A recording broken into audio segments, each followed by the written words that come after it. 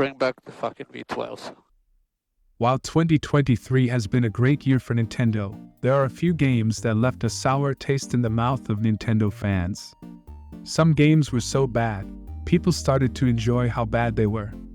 So let's look into the games that left a huge taste of disappointment, and also highlight the things that they did good, and shine a positive light in the shadow of despair of these games. So here are the top 5 worst Nintendo Switch games of 2023. Number 5. Loop 8: Summer of Gods.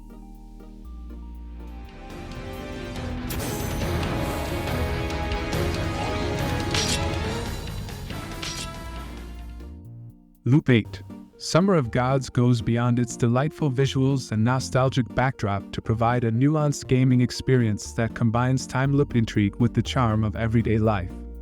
However, much like a sunny summer day, Loop 8 reveals both its brilliance and potential shortcomings. Outstanding features. The harmony of time. The time loop mechanic isn't just a gimmick, it serves as a conductor orchestrating a unique gameplay rhythm. Each loop offers chances to refine choices, strengthen bonds, and approach the unraveling Keigai threat. This cyclical structure instills a sense of purpose and mastery, encouraging players to learn from past mistakes and reshape the events of August. A rich tapestry of relationships. Loop 8 revolves around a complex web of connections with townspeople. From the reserved florist Koori to the gruff fisherman Genzo, each character contributes to the tapestry of your journey. Building trust, providing support, and witnessing their stories unfold not only yield tangible benefits, but also create a profound sense of belonging within the vibrant community. Challenges hidden in the sun. The resonance of repetition. While the initial allure of the time loop is captivating, its repetitive nature can become a double-edged sword. As loops progress, revisiting familiar areas and engaging in similar tasks may induce a sense of déjà vu, potentially diminishing excitement. A leisurely waltz.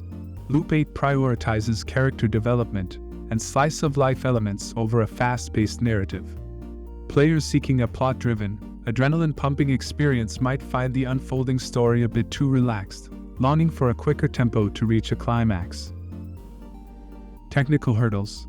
Occasional frame rate drops and minor bugs, though not game-breaking, can momentarily disrupt the otherwise polished experience. These technical issues, while infrequent, may briefly interrupt the immersive flow of the game. Final assessment. Loop 8: Summer of Gods transcends the typical JRPG, offering a time capsule filled with sun-kissed memories, meaningful connections, and the bittersweet beauty of personal growth. While the repetitive nature of the time loop and the leisurely pacing may not resonate with everyone, the game excels in its character-driven narrative, strategic combat, and nostalgic appeal. Ultimately, whether Loop 8 captivates or leaves a lingering shadow depends on your gaming preferences. Yet, its unique blend of time loop mechanics, heartwarming connections, and nostalgic charm make it an experience worth exploring, if only to immerse yourself in the summer sun it so lovingly recreates.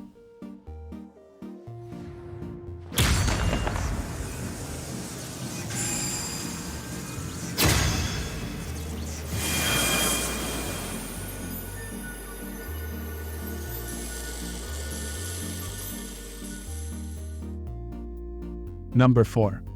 Hellboy Web of Word. Altman? Tatler? I'm in. Transport device seems to work. I'm staying. Launched in October 2023, Hellboy Web of Word promised an intense beat-em-up journey into the shadows of the Mignolaverse. Let's delve into this BPRD dossier and assess its strengths and weaknesses. Strengths: Mignola's artistry.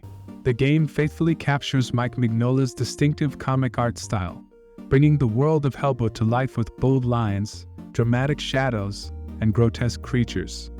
Satisfying combat. Hellboy's punches pack a weighty punch, delivering a satisfying combat experience.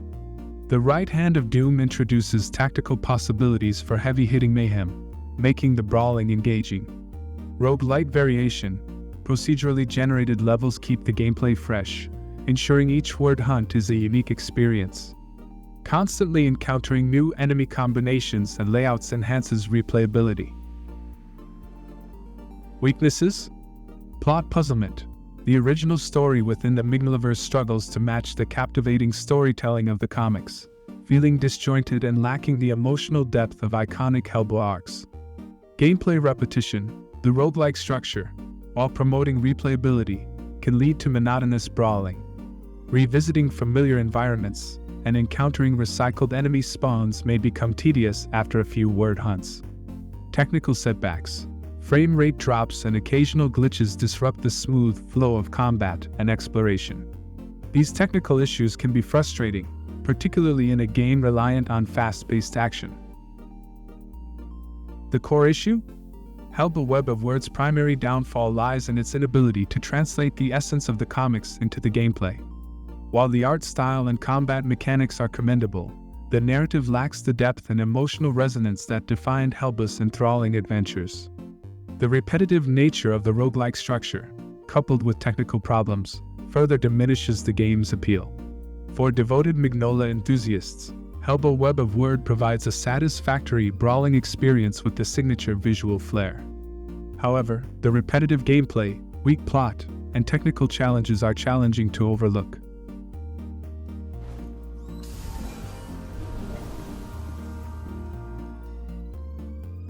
Number 3. Batman Arkham Knight Switch. The arrival of Batman Arkham Knight on the Nintendo Switch in December 2023 with the Batman Arkham Trilogy was met with a mix of excitement and skepticism. A beloved open-world action-adventure known for its technical prowess and intricate gameplay, could it truly translate to the less powerful Switch? Let's don the cowl and delve into the shadows, examining the strengths and weaknesses of this port. Cloaked in charm. Gotham Grime. The art style, while understandably downgraded from its console and PC counterparts, retains the atmospheric grit and gothic beauty of Gotham City. Exploring familiar landmarks like Arkham Asylum and the GCPD headquarters still evokes a sense of awe and dread. Gadgets galore. Batman's iconic arsenal of gadgets like the Batarang, grappling hook, and explosive gel are present and accounted for, offering various approaches to combat and traversal. The free-flow combat system, though slightly simplified, remains an addictive dance of punches, counters, and takedowns. Batmobile. The Batmobile, a controversial but integral part of Arkham Knight, makes a stripped-down appearance. While driving feels less smooth and combat encounters are absent, it still retains some of its vehicular thrill, especially when soaring through the night sky. Cracks in the facade. Performance perils. The Switch port suffers from significant technical issues. Frame rate drops, especially during combat, and while driving, can disrupt the flow of the game. Textures pop in and out, and environments lack the detail of the original versions. Story shadows. The narrative, already criticized for its reliance on the Batmobile in the original, feels even more disjointed on the Switch. The pacing suffers from the reduced driving sections, and some story beats lose their impact due to technical limitations. The biggest problem with Batman Arkham Knight on Switch is the feeling of a missed opportunity. While the core gameplay and atmosphere remain, the technical limitations cast a long shadow, creating a less polished and ultimately less satisfying experience than the original. For newcomers, it might still be an enjoyable entry point, but for those who've played Arkham Knight elsewhere, the compromises might outweigh the convenience of portability. Verdict. If you're yearning for a Batman fix on the go and haven't experienced Arkham Knight before, you can still find some enjoyment in this port.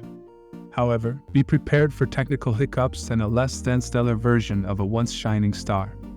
Those seeking a definitive Arkham Knight experience, or those who value graphical fidelity and smooth gameplay, are better off sticking to the original platforms.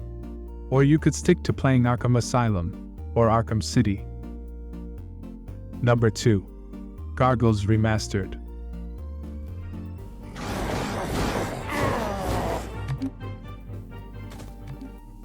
Recall the excitement of Goliath poised against the moonlit sky, wings outstretched, standing guard over New York City's shadows. Gargoyles Remastered, launched in October 2023, aimed to rekindle that enchantment by transporting players back to the 90s cartoon's realm of stone protectors and gothic tales. Revamp or refresh. While the visuals are clearer, they don't redefine the limits of 16-bit aesthetics.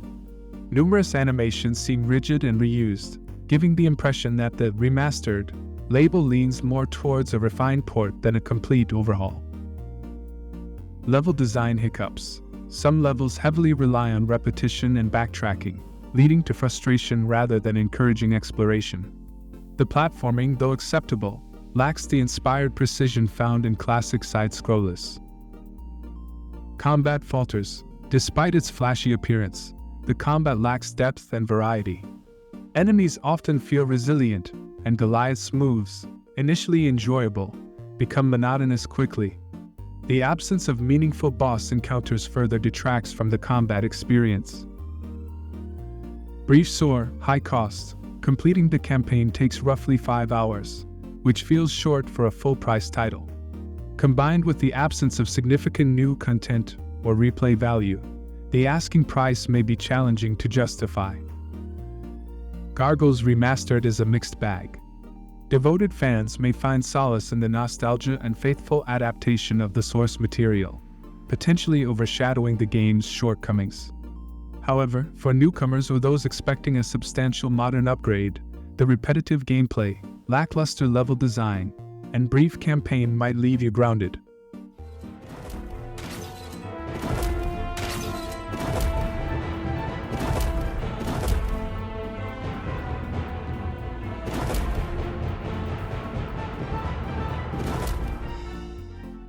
Before we get into the one that holds the #1 worst Nintendo Switch game, here are 2 games that were in contention for the #1 spot. Skull Island, Rise of Kong. Kong's latest game crash-landed. Clunky controls, endless levels, and repetitive combat, bland slog, not a jungle adventure of epic proportions. Think stale banana, not juicy King Kong swing. The Walking Dead, Destinies. The Walking Dead, Destinies 2023 flopped due to empty choices, repetitive combat, outdated visuals, a disappointingly short campaign, and a high price for a shallow and unpolished experience. It's like a zombie that promises excitement but delivers boredom and disappointment. And now, finally, #1. The Lord of the Rings Gollum. No breath, no cheer, death not to fear. Time is not spent, roses has no scent. Gollum, the unfortunate creature bound by the One Ring, has left an indelible mark in gaming history, not for a triumphant adventure, but for an incredibly disappointing game. Released in 2023, The Lord of the Rings, Gollum promised a unique stealth platformer experience, but ended up being a showcase of how to let down even the most devoted Tolkien fans. Downsides galore. Cramped in elegance. Instead of scaling Mordor's peaks, Gollum struggles to ascend a pebble. The platforming is awkward, imprecise, and consistently frustrating. Jumps occur randomly, ledges betray your grip, and Gollum, with his slippery physics, feels more like a wet bar of soap than an agile climber. Stealth? More like stumble. Enemies exhibit the intelligence of a particularly oblivious rock. Sneaking past them requires more luck than skill, given Gollum's cumbersome crouch walk. That could double as a conga line audition. If you're detected, be prepared for repetitive combat that wouldn't excite a houseplant. Eye of Sauron? More like Eye of Boredom. Environments are monotonous, the story progresses at a snail's pace, and the dialogue, particularly Gollum's internal monologues delivered in that infamous rasp, will make you yearn for the quiet solitude of Mount Doom. Glitches are abundant, from enemies getting stuck in walls to wonky physics and Gollum occasionally phasing through the world itself. It feels like playing a beta test during a fever dream. The marketing campaign was a masterpiece of misdirection, showcasing breathtaking landscapes, thrilling chases, and Gollum's acrobatic skills, none of which materialized in the final game. It was akin to advertising a gourmet pizza and delivering a burnt cardboard box. Ironically, Gollum's awfulness turned it into a gaming meme. Players created humorous videos highlighting the game's bugs and clunkiness, with Gollum's distressed cries and awkward animations becoming a source of comedic entertainment. Social media platforms were flooded with #GollumFailedParty memes, and YouTube was filled with compilations celebrating the game's "so bad it's good" qualities. The verdict. The Lord of the Rings, Gollum serves as a cautionary tale, reminding us that even beloved franchises can falter. Misleading trailers and nostalgia don't always guarantee a good game. The next time you see Gollum desperately grasping for that shiny ring, remember, it's a metaphor for this game clinging desperately to its license, forever destined to be remembered as a comically tragic gaming failure. See us, we need a stone. And that's it for the top 5 worst Nintendo Switch games of 2023. Though these games might be awful, they have their positives too. So, if one piques your interest, do not feel hesitant to try. If you enjoyed the video, press the like button. If you want to see more content like this, subscribe to our channel. So, goodbye for now, and see you next time.